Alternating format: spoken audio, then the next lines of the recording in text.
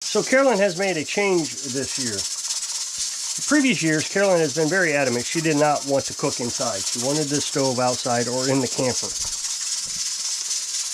So, I guess it was last winter.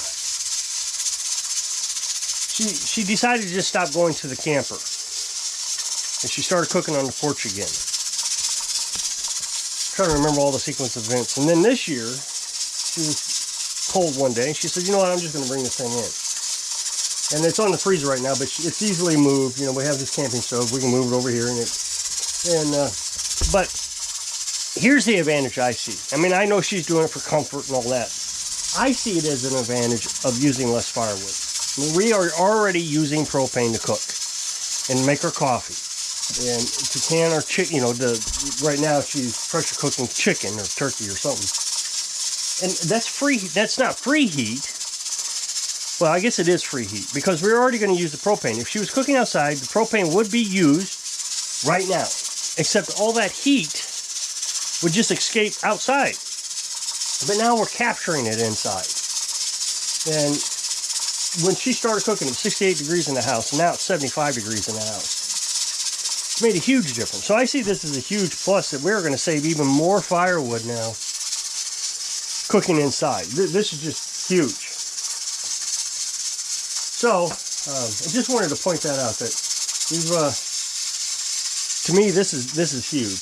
I mean, I've said it 3 times now, but I'm pretty excited about this. Now I'm sure somebody's going to say, oh, I told you to do that when you first moved in here.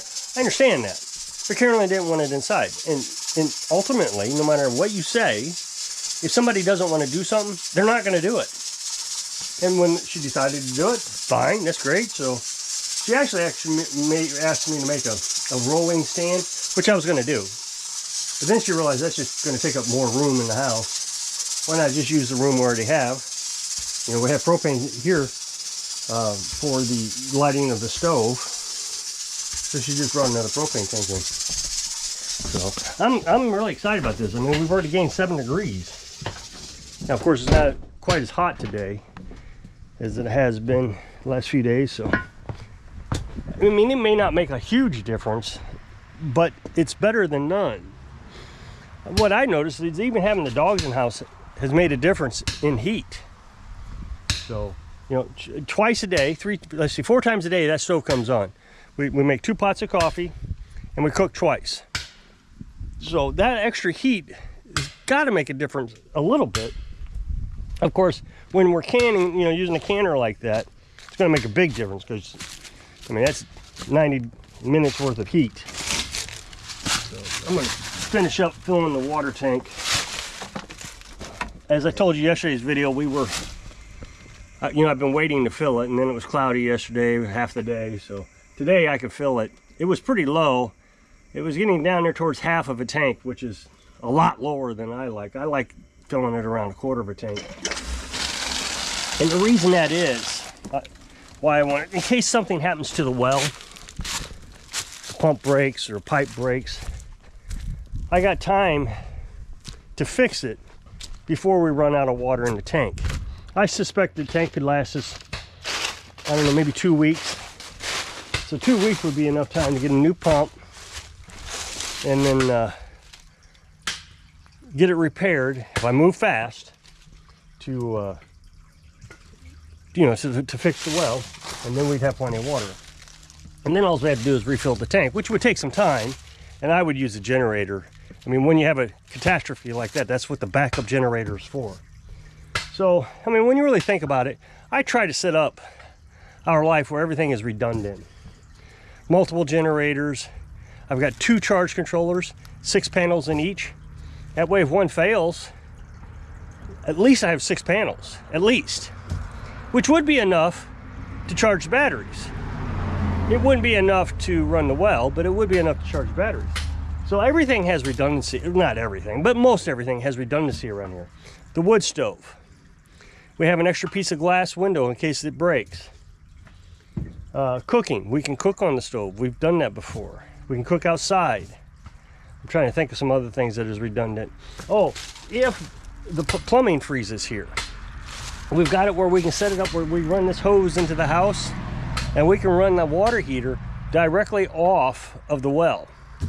It's a bit of an inconvenience, but it can be done. It's a redundant system. It gets us water. Typically, we don't have to worry about it. We can fill up buckets with the well, and the well is not going to freeze. As you'll learn when I shut it off, the water drains back down the pipe. I've got a hole down there, so the pipe's always empty. When water is not going, when I'm not pumping water here, the pipe will empty itself, so it can't freeze. So that's a redundant system. I really try to build redundancy into what we do without any additional massive cost. And we've been pretty successful. We've had failures, primary failures, and of course, when you say that on YouTube, I told you you shouldn't have done it that way, but I don't know why I couldn't do it that way. We're still surviving. When I say the pipes in here freeze, well, I told you you should have put your tank in the attic. We're gonna put what is this, a ton of water? I think it's a ton of water in an attic designed to hold a few hundred pounds. That makes sense, yeah. Or how am I going to get it up there? How am I going to get the water up there? You need to build a water tower. Just everything is, you got to do more and not gain anything. It's just better to build in some redundancy, some backup systems. A lot of people will criticize that I don't have a robust enough system because, a solar panel system, because I have to use generators. Well, I don't think anybody could. I was telling you a while back, there's another couple that say they live off grid, and we worked like 3 weeks with no sun. And I would imagine they had lithium-ion batteries. If you go 3 weeks, that's pretty good. So they had lithium-ion batteries and no sun. So when the batteries finally died, what did they do? Oops, every time I'm on camera, I always mess that up. I did it wrong. Okay, hear the gurgling? That's the water going back down the pipe. So this is now empty. There's no water here. And then 70 feet down, there's no water in the pipe, so it can't freeze. So that means I always have access to liquid water. So anyway, they got on Facebook asking people if they could borrow a generator. Well, that's not a redundant system. It's not even a reliable system. As robust as their system was, that they could go 3 weeks, which is a lot longer than I could go, and they still couldn't make it, then there is no system, in my mind, that is flawless enough that you don't need backup. You gotta have backup. When I was traveling, I always bought all my system components from Walmart. Did it on purpose. Cheap, modified sine wave inverters that I could buy at Walmart. Cheap batteries that I could buy at Walmart. Cheap generator that I could buy at Tractor Supply store. I did that on purpose so I could go to Walmart if something failed. I couldn't wait for Amazon. I mean, we're on the road. I remember one time I spilled coffee on the inverter. Well, he was still in the pop-up camper. It instantly burned up the inverter. Well, I burned it up twice. One time we were actually on the road traveling, it was raining, and water got inside the camper and burned up the inverter. So we just pulled off at the next Walmart and picked up another one. But the same thing happened. I spilled coffee on it. We were at a campsite. We got in the truck, went to Walmart, and within an hour, we had power again. If I'd have done it everybody else's way, where I'd have gotten a true sine wave, you can get them off Amazon for $100. They're not that expensive. I'd have waited 2 weeks for electric. And the problem with all that is having to move every 2 weeks, the planning had to be perfect. So we would have had to go on to their next campsite, so however long that would have taken, without electricity. Then go to and then go to Amazon, wait for it to ship. Hopefully they get it to the right address. All that stuff. It was just a lot easier to go to Walmart. And then one person said, well, you got the generator that you can run, waiting for these components. Yeah, but I didn't have the gas. So I would still have to go into town and pick up more gas more frequently. We'd have ran a generator 24 hours a day. I mean, it was just everything. Every time somebody comes up with a suggestion, I said this yesterday. I think I said it yesterday. Every time somebody comes up with a suggestion to solve a problem, it creates a dozen more problems. And sometimes the easiest solution is just the best solution, even though it has some problems. Oh yeah, I did. I was talking about those filters. You know, people keep telling me how I can move the filters and do this and do that. And one person said I should bury the filters so they don't freeze. But then I got to unbury them every time I want to change the filters. So, I mean, I don't understand the logic. Okay, so I'm going to take a more simplistic problem, which is I got to take the filters in the house when it gets below freezing. Or I'm going to avoid the freezing, but I got to dig a big hole in the yard every couple months, every month, to change filters.